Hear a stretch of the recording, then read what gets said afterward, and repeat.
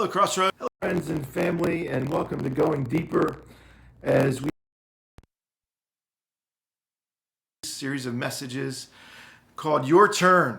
And we looked at the beginning of chapter 4 in the book of Philippians. And the idea here was to not only learn about things like joy and peace, but to live by things like joy and peace, to have a different way of living, to take your turn in living out your faith. And so the Apostle Paul also writes to the church in Ephesus in the book of Ephesians, chapter 5, verse 8.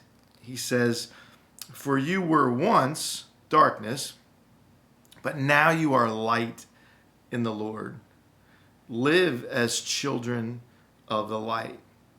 For the fruit of the light consists in all goodness, righteousness, and truth."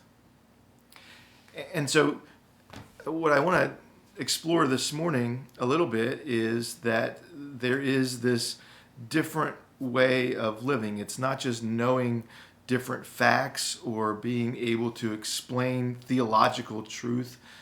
There is an actual different way of living now because of what is each of us. Yesterday we talked about rejoicing and gentleness and prayer, this ongoing dialogue with God.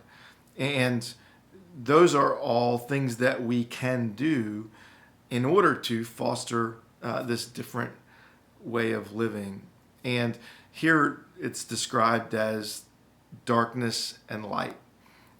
Think about how different you would live if you lived in the dark all the time. And think about how ridiculous it would be to continue to live like that, bumping into things, feeling your way around, going slowly so that you don't fall over anything. All of those things necessary if you lived in the dark would look ridiculous if you lived in the light.